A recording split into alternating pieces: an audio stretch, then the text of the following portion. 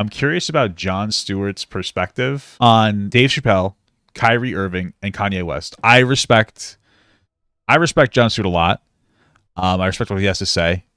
He's somebody that, when it comes to my content, believe it or not, because I know I'm very different from him, to an extent, I aspire to be, which I think is an intelligent person, an intelligent and compassionate person. So I want to hear what he has to say about Dave Chappelle and Kyrie Irving and Kanye West. I will say I watched the Dave Chappelle monologue. It was interesting. I didn't think it was really anti-Semitic. It was joking, and it was interesting and engaging. I didn't think it was like this I hate Jewish people type of a deal. But let's see what Jon Stewart has to say. Why are they leaving? Hey, everybody, we're back here with the host of The Problem with Jon Stewart. Jon Stewart.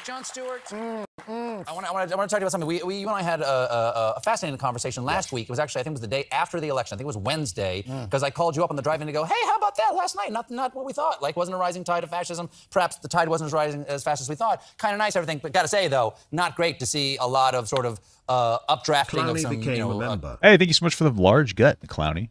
Casual anti-Semitism or some sort of old kind of Kabbalistic conspiracy theories out there. And you were like, the Jews are, so last week, it was after there was the Kanye situation, and then obviously the Kyrie situation.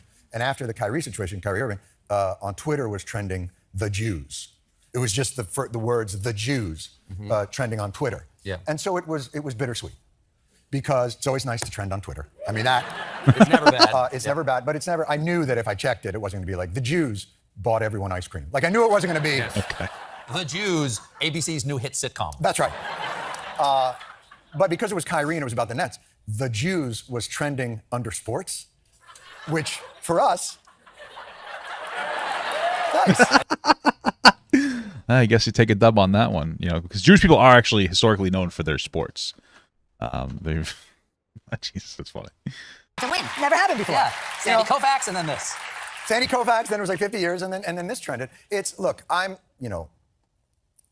as our spokes-Jew, and it's so stupid. We hear you, the people out there, and we know, the power and control that the Jews have collectively, because that's how we wield it. Sure. It's all unanimous decision. Correct. Yeah. I'm not on all the committees, and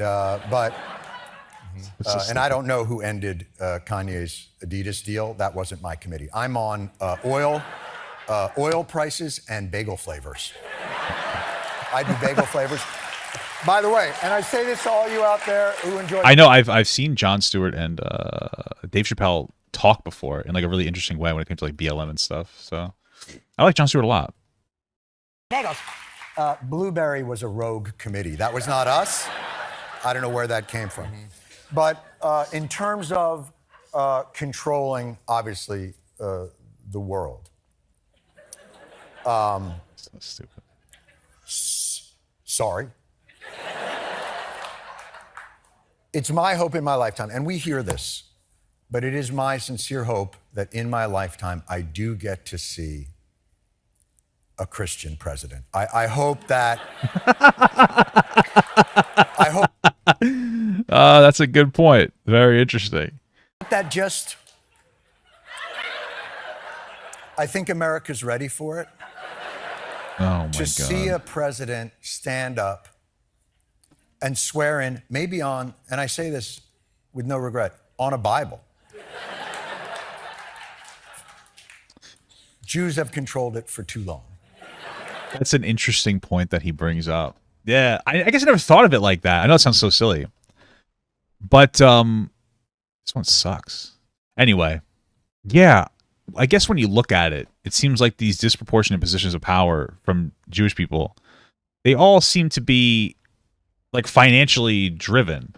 And again, we talked before about how apparently, historically, Jewish people were kind of corralled into being money handlers because it was seen as dirty, and Jewish people have been oppressed for.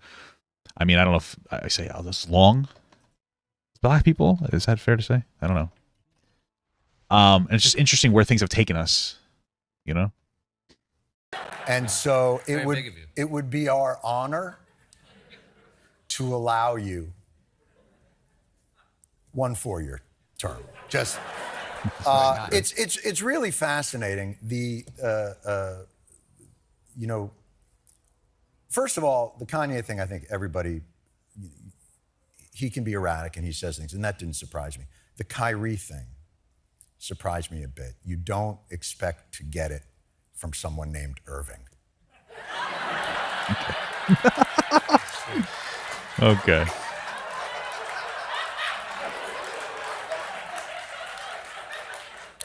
Really thought he was one of ours. Well, No, listen, you're very generous. You're very generous, I got to say. Thank you. And there's a lot, everybody wants to say now, everybody obviously calls me and say, like, do you see Dave on SNL? And I'm like, yes, we're very good friends. I always watch and send nice texts. Well, he normalized anti-Semitism with the monologue. And I'm like, I don't know if you've been on comment sections on. Well, you know what's interesting, really quick? Well, first of all, Dave Chappelle's been making Jewish jokes for like ever. When people were kind of going a little ballistic about, you know, the transphobia of his set, what is it, a year ago, he threw a few Jew jokes out there as well. I think historically there have been a lot of Jewish jokes. It's somewhat recent that, like, you know, it's not okay to talk about Jewish people. It's pretty recent. But it's the same way where it's not okay to talk about gay people or black people or Hispanic people. We're at a point where you're only allowed to talk about white people. And the thing is that, like, I guess maybe the reason people are so disproportionately mad at Jewish people is because they're, I guess you'd consider them spicy white, or maybe not spicy white in some capacity. Because I don't know. And so it's interesting how there's so much, like, a lot of anti-Jewish hatred. I wonder why. You know, it's very interesting. Most news articles, but it's pretty normal. Why do I think that Jewish people don't face systemic racism unlike black people? I think that for the most part, systemic racism is dead. I think systemic racism for the most part is gone. And now we're at a point where the bigger issue is money. And the problem is that we don't live in a time where money is something that's super flexible. A lot of it is centralized at the top. And I think that Jewish people are also, a lot of them are white in America, and historically in America, Jewish people were able to shit on black people the same way that all the other whites have shit on black people. And it's almost like black people have become the enemy of my enemy is my friend type of a deal, where it's like, okay, well, you're a dirty Jew, but at least you're not black. And I feel like that's kind of been a huge thing for a lot of other people. I think that that's why a lot of other groups of people are having an easier time or not as hard of a time as black Americans, because everybody gets to sit down and shit on black people. And so, you know, different people to different degrees. And since Jewish people are, you know, pretty white, they're pretty pogger from a public perspective. I think that has a lot to do with it. Like anti-Semitism, I mean, as you know, it's incredibly normal. But the one thing I will say is, I don't believe that censorship and penalties are the way to end anti-Semitism or to not gain understanding. I don't believe in that. And I think it's the wrong way for us to approach it. Kyrie Irving, they suspended him from playing basketball. If you want to punish this man, send him to the Knicks. I think that would be... It's so fucking dumb. Oh, my God. Because I look at it like this. Anti-Semitic? Perhaps. But he can create his own shot. And that's what we're looking for. No, but in all seriousness, you know, penalizing somebody for having a thought, I don't think is the way to change their minds or gain understanding. This is a grown-ass man. And the idea that you would say to him, we're going to put you in a timeout. You have to sit in the corner and stare at the wall until you no longer believe that the Jews control the international banking system. Like, we have to get past this in the... I mean, I guess that's... Very good point. I mean, I don't think that anybody that's put in a timeout is going to be like, you know what, maybe you're right. Maybe the Jews are all right now that you put me in timeout. If anything, I just think it harbors additional hatred.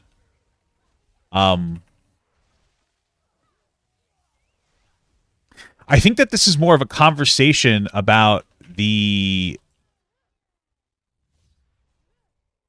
I think it is more of a conversation about wokeness. in some capacity when it comes to like censorship. I think we're at a point now where it's so normal to bully people through means of cancel culture sometimes, that when somebody says a thing that's bad, and I think what Kyrie Irving and Kanye West are saying is bad, we're at a point now where it's like, yeah, let's just bully them until they don't have that perspective, or we'll take away all their money, we'll take away all their funds, we'll take away their ability and capacity to live. I think that those people are trying to articulate this. I think those people are hurting Jewish people probably just as much, if not maybe more, by censoring it instead of engaging with it. Because it's very clear that it's not going to just go away. You know, it's not just a monster under your bed that'll just disappear if we don't think about it. I think it's a lot more deep than that. And I think we're at a point now where you can't just hide it. There are people with frustrations, and you have a lot of people who have been canceling people for speaking in a disagreeable way to any progressive movement. And I believe in like a lot of these progressive movements. But they'll just say like cancel, cancel, cancel. And it works for a 13-year-old boy who says the N-word on the internet. I don't think that it works for a grown, 30-something-year-old man, 30, 40, 50, 60-year-old men that are billionaires. Yeah. And I'm not saying we have to agree with this. I'm just saying that like it seems like it would be better to engage in it a little bit more critically. Country, the ability to look, people think this. People think Jews control Hollywood. People think Jews control the banks. And to pretend that they don't, and to not deal with it in a straightforward manner, we will never gain any kind of understanding with each other. Well, what do you imagine a more straightforward manner would be? Because people have the right to say whatever they want. I've said that, also any comic has a right to say anything they want, and they'll probably find an audience for that. Mm-hmm. And that's been borne out the last few years. Right. But so what is the response? What is the response? Because people have the right to have a negative reaction to what people say on stage. I've gotten it a million times. You've gotten it a million times. Sure, absolutely. So what do you imagine a response is to something if people perceive anti-Semitism in someone's what Kyrie Irving posts, right, or what Kanye says, or what Dave said on Saturday night? What do you think a good response would be? I think just reflexively naming things anti-Semitism is as reductive as some of the things that they might be saying. It immediately shuts down a conversation. I would say that people said that they perceived a promulgation of, even if with a comedic intention, a promulgation of anti-Semitic tropes. That doesn't mean the person is an anti-Semite. Comedy is reductive. And I think part of what it is we play with tropes because everyone has prejudice in their lives and in the way that they view things. And comics rely on those prejudices as a shorthand for our material. Even the wokest of comics plays with tropes to a certain extent. But my point is, the most interesting thing to come out of this, in my mind, was something Kanye said on his tour that he was doing after he said that, and then he got interviewed by 5 different people because the media model is arson and conflict. He said something fascinating in my mind. He said, hurt people hurt people. Mm. And if the point of all this is then to heal people, the only way to heal a wound is to open it up and cleanse it. And that stings. That hurts. But you have to expose it to air. And I'm afraid that the general tenor of conversation in this country is cover it up, bury it, put it to the outskirts, and don't deal with it. And what I would say is, look at it from a black perspective. It's a culture that feels that its wealth has been extracted by different groups, whites, Jews, things. Whether it's true or not isn't the issue. That's the feeling in that community. And if you don't understand that that's where it's coming from, then you can't deal with it. And you can't sit down with them and explain that being in an industry isn't the same as having a nefarious and controlling interest in that industry and intention, right? And that's been the anti-Semitic trope. But you need to be able to meet people from what their community is feeling as well. So in terms of dealing with it, as saying, for the way you might be able to deal with it is to say, okay, let me try and understand why you feel that way. Let me try to deconstruct. That's right. With facts, why that is not the case. That's right. But if you can't do that, if you're not allowed to say it, you know, Dave said something in the SNL monologue that I thought was instructive as well, which he says it shouldn't be this hard to talk about things. And that is what we're talking about.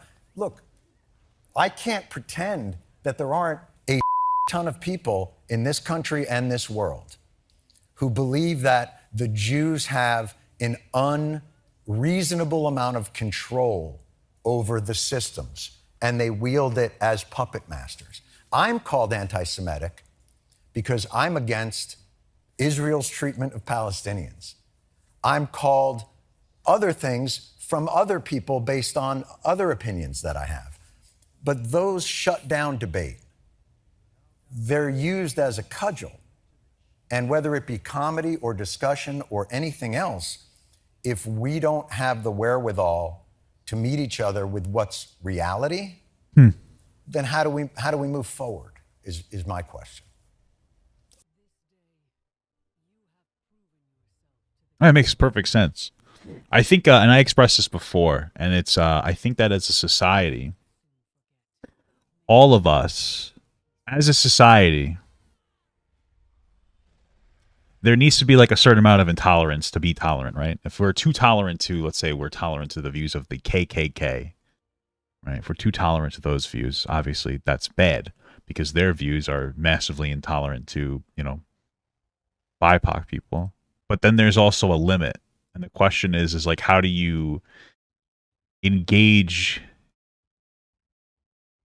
in I don't know. I mean, these are just going to keep growing. People are just going to continuously have these perspectives and blame Jewish people for things that aren't Jewish people's fault if we don't talk about them. I think it comes down to talking to the right people or having the right people talk about them. Because there are some people like Nick Fuentes who, and I would say Milo Yiannopoulos as well, based on what I saw from him, that are going to have it in the most manipulative way possible. But you have to meet them with like, intelligence, you know, and that comes down to like who could do that. I mean, somebody like Jon Stewart, I imagine. But I don't think Jon Stewart is a good debater. He's a good conversationalist. He's somebody that can sit down with like Dave Chappelle and have a conversation about anti-Semitism. I guess you say Destiny at that point, right? Yeah. He needs to be a skilled speaker that knows how to play the game that the other person's playing. Because I think Jon Stewart is incredible, but to engage with somebody like Nick Fuentes, not going to happen, right? I guess it depends on the person who they're engaging with. No. I think that if Lex Friedman couldn't appeal to Kanye, then I'm afraid nobody can. Because I can't think of a better person to talk to Kanye West than Lex Friedman that would be able to do anything intelligently. Yeah, I don't think I could think of anybody that would be better. I don't know who would be better. It'd be better if I could just fucking finish this quest. I don't enjoy it. Don't get me wrong. But logic and intelligence doesn't always work when you're around someone who's willing to use use whatever means possible to sway the opposition. Their tactics are going to work. Yeah, but at the end of the day, these frustrations are building up. So like something has to happen. It needs to be the right person.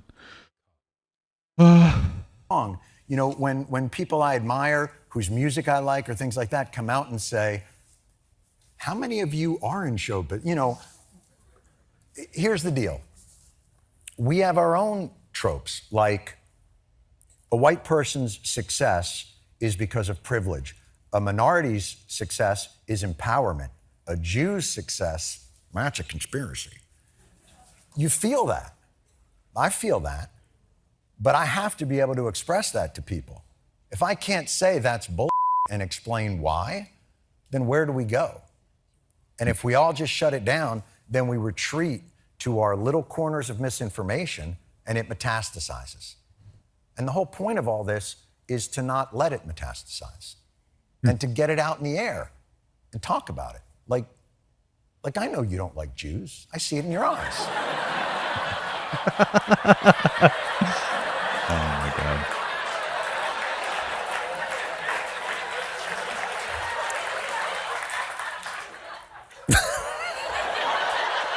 Really, just one of you.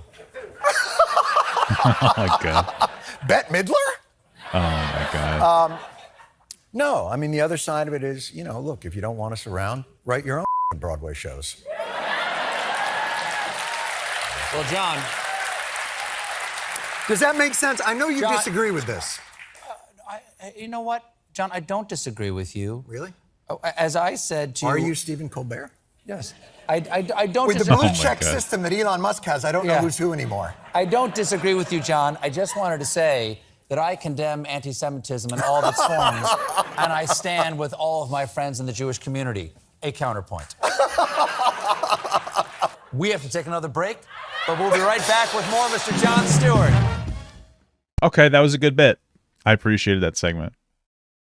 I appreciate that segment a lot. I want Papa Gut to pee on my face, but just as a friend. There's nothing weird about that. I want him to pee on my face.